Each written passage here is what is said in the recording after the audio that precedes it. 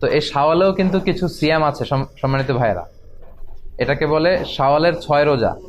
এবং আমাদের এই যে ইসলামাইজেশন কমিটির ভাইয়েরা প্রতি বছরই তারা অ্যারেঞ্জ করে, যারা আপনারা চান রাখতে পারবেন। আবু আইয়ুব আল আনসারি রাদিয়াল্লাহু আনহুর বর্ণনা একটা হাদিস এসেছে, আল্লাহ রাসূল বলেন, মান সামা রমাদানা সুম্মা আতবাআহু সিত্তাম মিন শাওয়ালিন কানা কাসিয়ামিত দাহর।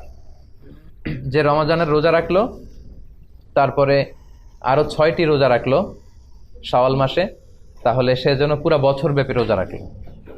তো এই সওয়াবটা যাতে আমরা মিস না করি, আমাদের যদি সুযোগ হয়, ঈদের দিনে তো রোজা রাখা হারাম, ঈদের পর দিন থেকে শাওয়ালের 30 তারিখ পর্যন্ত যে কোনো সময়ে একসাথে লাগাতার কিংবা গ্যাপ দিয়ে দিয়ে আপনি চাইলে এই রোজাগুলো রাখতে পারেন। আর অনলাইনে যারা আলোচনাটি শুনেছেন, আপনারা শেয়ার করে দিয়ে ঈদের ব্যাপারে সচেতনতা বৃদ্ধি আপনারা করতে পারেন। আপনারা সবাই ভালো থাকবেন, সুস্থ থাকবেন। শাওয়াল মাস যাচ্ছে, রমাদান আমরা শেষ করলাম। শাওয়াল মাসে আল্লাহ রাসূল সাল্লাল্লাহু আলাইহি ওয়াসাল্লাম 6টি রোজা রাখতেন। এখনও শাওয়াল মাসের আরও অনেকগুলো দিন আমাদের হাতে বাকি। আবু আইয়ুব আল আনসারী রাদিয়াল্লাহু তাআলা আনহু বর্ণনা করেন যে আমি আল্লাহ রাসূল সাল্লাল্লাহু আলাইহি ওয়াসাল্লামকে বলতে শুনেছি, আল্লাহ রাসূল বলেছেন, মান সামা রমাদানা সুম্মা আতবাআহু সিত্তাম মিন শাওয়ালিন কানা কাসিয়ামিদ দাহর।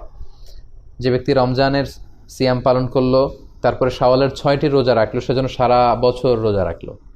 তো এত বড় ফজিলতের সিয়াম যেন আমরা নষ্ট না করি। আমরা অনেকে হয়তো রাখিনি, সামনের দিনগুলোতে আমরা রাখবো, এখনও সময় আছে। এই শাওয়ালের রোজা আপনি একসাথে 6টা রাখতে পারেন, কিংবা ভেঙে ভেঙে আপনার সুবিধা মতো রাখতে পারেন। অনেক বোনদের রমাদানের কিছু রোজা ভাঙ্গা থাকে, ফলে ওনারা কি করবেন, আগে রমাদানের রোজা রাখবেন নাকি শাওয়ালের? এক্ষেত্রে বিশুদ্ধ মত হচ্ছে আগে রমাদানের রোজা রাখবেন, কারণ হাদিসের এক্সপ্রেশন হচ্ছে এমন যে রমাদানের রোজা রাখলো, তারপরে শাওয়ালের 6 রোজা, সে যেন সারা বছর রোজা রাখলো। তো বোনদের তো রমাদানের রোজা কমপ্লিট হয়নি, কারো হয়তো 24টা 25টা, তো 24 তো রমাদানের রোজা নয়, রমাদানের রোজা 29টি বা 30টি।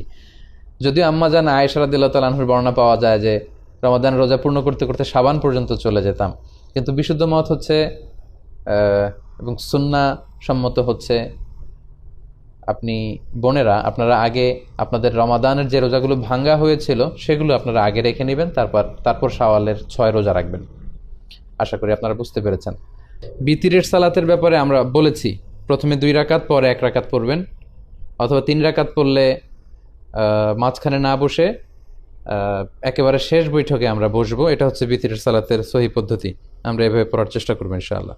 আমাদের কতটুকু পর্দা করতে হবে, পর্দার ব্যাপারে জিজ্ঞেস করেছেন। জি, নারীদের ব্যাপারে যেমনি আল্লাহ চোখকে নিম্নগামী করতে বলেছেন, পুরুষদেরকেও নিম্নগামী করতে বলেছেন, তবে নারীদের পর্দাটা বেশি। নারীদের পর্দার ক্ষেত্রে ওনাদের দেহের পোশাক ঢিলেঢালা হতে হবে, পাতলা হতে পারবে না, এবং accept her face and hand, এই হাতের কবজি পর্যন্ত আর চেহারা, এতটুকু শুধু খোলা রাখতে পারবে একজন নারী। এটা হচ্ছে সর্বোচ্চ ছাড় বা রুকসা। কিন্তু আজিমাত হচ্ছে চেহারাকেও ঢেকে রাখা, কারণ চেহারা হচ্ছে সৌন্দর্যের রাজধানী। একটা মেয়ের সৌন্দর্যকে বুঝতে হলে আমরা তার চেহারার দিকে তাকালেই বুঝতে পারি। ফলে চেহারাটা ঢেকে রাখাটাই হচ্ছে উত্তম, শুধু চোখ দুটো খোলা থাকবে। আম্মাজান উম্মু সালামা রাদিয়াল্লাহু তাআলা আনহা, উনি ওনার 2 চোখ খোলা রাখতেন না। উনি বলতেন যে দেখার জন্য তো 1 চোখই যথেষ্ট, সো আমি 2 চোখ খোলা রাখবো কেন, আমি 1টি চোখ খোলা রাখবো। সো ওনাদের পর্দাগুলো ছিল এমন। আম্মাজান আয়েশা রাদিয়াল্লাহু তাআলা আনহা, খাদিজাতুল কুবরা তাহারা, ওনাদের জীবনে যখন আমরা পড়ি দেখা যায় যে ওনারা লম্বা কাপড় পরতেন। আল্লাহ রাসূল সাল্লাল্লাহু আলাইহি ওয়াসাল্লামকে জিজ্ঞেস করা হলো নিজ দিয়ে কতটুকু ঝুলাবে, আল্লাহ রাসূল সাল্লাল্লাহু আলাইহি ওয়াসাল্লাম বললেন 1 বিঘত। আম্মাজানরা বললেন তারপরেও যদি দেখা যায় নিজ দিয়ে, আল্লাহ রাসূল সাল্লাল্লাহু আলাইহি ওয়াসাল্লাম বললেন 1 হাত ঝুলিয়ে দিবে। সো নারীদের সম্মান যেহেতু বেশি, স্ট্যাটাস যেহেতু বেশি, ওনাদের পর্দাও বেশি। আমরা দামি জিনিসকে কিন্তু মানে এক্সপোজড করে রাখি না। 1000 টাকার কচকচে নোট কেউ পকেটের অর্ধেক এদিক বের হয়ে আছে, অর্ধেক পকেটের ভেতরে, এভাবে কিন্তু রাখি না। আমরা একেবারে ভেতরের পকেটে রাখি। দামি জুয়েলারি অর্নামেন্টস আমাদের ঘরের সিন্দুকের ভেতরে রাখি। সো নারীদের যেহেতু সম্মান বেশি, ওনাদের পর্দাও বেশি। সো আজিমাতের সাথে যেন আমরা আমল করতে পারি। কিন্তু ওয়ার্কিং প্লেসে অনেক জায়গায় সিকিউরিটি পারপাস চেহারা খোলা রাখতে হয়, সেক্ষেত্রে ওনারা যদি রাখেন এটাও হিজাব, তবে এটা রুকসাতের উপর আমল, আল্লাহু আলাম। আমেরিকা থাকেন একজন, বাসার বাইরে অন্য কোথাও ল্যাট্রিনে পানি থাকে না টিস্যু দিয়ে। আচ্ছা, সেক্ষেত্রে যদি খুব বেশি ছড়িয়ে যায় টয়লেট করার সময়, তাহলে তো আপনাকে পানি ইউজ করতে হবে। কিন্তু যদি না ছড়ায় তাহলে কিন্তু টিস্যু ইউজ করলেই হবে। আল্লাহ রাসূল সাল্লাল্লাহু আলাইহি ওয়াসাল্লাম কিন্তু শুধুমাত্র আমরা যেটা কুলুক বলি, ঢিলা কুলুক বা টিস্যু, বর্তমান সময়ে টিস্যু, এটা ইউজ করেও তিনি যথেষ্ট মনে করেছেন। কারণ তখনকার সময়ে আল্লাহ রাসূল সাল্লাল্লাহু আলাইহি ওয়াসাল্লাম এবং সাহাবাদের খাবারগুলো ছিল রুটি খেতেন, খেজুর খেতেন, বার্লি খেতেন, জব খেতেন, গোশত খেতেন। তো এতে ওনাদের যে স্টুলটা ওইটা ওই রকম হতো, ফলে শুধু টিস্যু তখন তো ছিল পাথর, ওইটা ইউজ করলেই হতো। কিন্তু আমরা অনেক সময় দেখা যায় যে আমরা শাক সবজি খাই বেশি, ডাল খাই, লিকুইড খাবার, ফলে আমাদের টিস্যু ইউজ করতে হয়, পানিও ইউজ করতে হয়, তা না হলে আমাদের পরিচ্ছন্নতা হয় না। সো আমেরিকাতে যিনি থাকেন সেক্ষেত্রে আপনাকে সাবধান হতে হবে, আপনার বড় ওয়াশরুম বাসা থেকেই সেরে যেতে হবে, যাতে করে মাঝপথে কখনো আপনার ওয়াশরুমের কারণে আপনার পবিত্রতা নষ্ট না হয়। আচ্ছা, বিভিন্ন প্রশ্নের জবাব দিন। ইন্ডিয়া থেকে, আসাম থেকে আসাদুল হক লিখেছেন, ইন্ডিয়ার ভাইরা আসলে অনেক নক করেন আমাদেরকে, আমাদের আসলে অ্যাকোমোডেট করার সুযোগ হয় না। ইন্ডিয়া থেকে যে পরিমাণে আমাদেরকে ইনভাইট করা হয়, বাংলাদেশের প্রোগ্রাম এক বছর বন্ধ করে দিয়ে যদি ইন্ডিয়াতে প্রোগ্রাম করি তাতেও করা যাবে, এত এত প্রোগ্রাম। কারণ ইন্ডিয়াতে অনেক বাংলা ভাষাভাষী মুসলমান ভাই বোনেরা আছেন যারা আমাদের আলোচনা শুনেন। প্রিয় ভাইরা, আপনাদেরকে আমরা খুব ভালোবাসি, খুব পছন্দ করি, আপনাদেরকে আহলান ও সাহলান। কিন্তু বাংলাদেশের যে এত এত তাফসির প্রোগ্রাম, এগুলো করেই আসলে আমরা অনেক সময় শেষ করতে পারি না, ফলে ইন্ডিয়াতে যাওয়া হয় না। অফ সিজনে যদি সুযোগ হয় কখনো ইন্ডিয়া ভিজিট করে আসব, আপনাদের সাথে দেখা করে আসব, কোরআনের কথা শেয়ার করে আসব ইনশাআল্লাহুল আজিজ। মহিলা যদি হজ পালনের সময় ঋতুবর্তী হয়, হজ পালনের বিধান।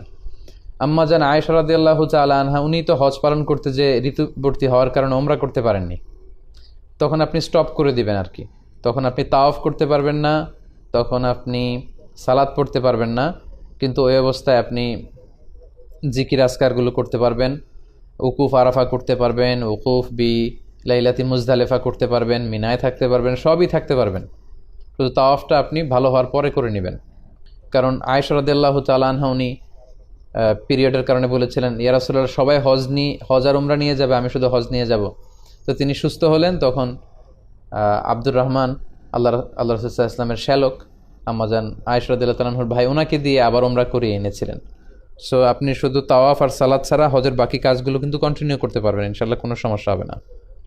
মেয়েরা কবরস্থানে যেতে পারবে কি না? ইসরাত ইসি, না, মেয়েরা কবরস্থানে যেতে পারবে না। মেয়েরা কবরস্থানের বাইরে দাঁড়িয়ে দোয়া করবে অথবা ঘরে থেকেই দোয়া করবে, কারণ নারীদের হৃদয় অত্যন্ত কোমল, সফট। কবরস্থানে যে ওনারা অস্থির হয়ে পড়বেন, কবর দেখলে বেশি ভয় পাবেন, আব্বার কবর দেখলে হাউমাউ করে কাঁদতে শুরু করবেন, এজন্য নিষেধ করা হয়েছে, নারীরা কবরস্থানে যাবে না। আমার স্বামী দাড়ি রাখে না, বললেও শোনে না, কি করতে পারি?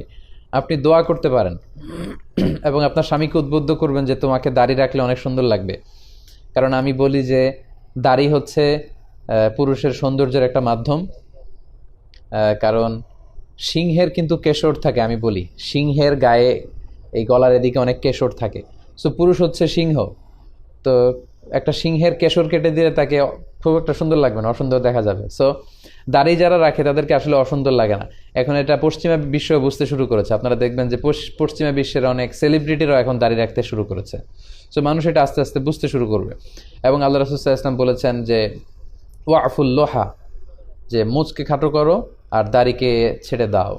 সো মোচ খাটো করা, দাড়িকে লম্বা করা, এটা হচ্ছে বিশ্বাসীদের আইকন, মুমিন পুরুষদের আইকন। সো আমরা যেন দাড়ি রাখি, এবং দাড়ি হচ্ছে একমাত্র সুন্নাহ যেটা সাথে নিয়ে আপনি কবরে যেতে পারবেন। আপনি যখন কবরে যাবেন আপনার হাতের ঘড়ি খুলে রাখা হবে, আংটি পরা সুন্নাহ খুলে রাখা হবে, জুব্বা পরা সুন্নাহ খুলে রাখা হবে, সব টুপি খুলে রাখা হবে, রুমাল খুলে রাখা হবে, সব কিছু খুলে রাখা হবে, কিন্তু দাড়িটা কিন্তু আপনার সাথে যাবে, একমাত্র জীবন্ত সুন্নাহ যেটা নিয়ে আমরা কবরে যাব আমরা পুরুষরা। সো প্রিয় বোন, আপনি আপনার স্বামীর জন্য অন্তর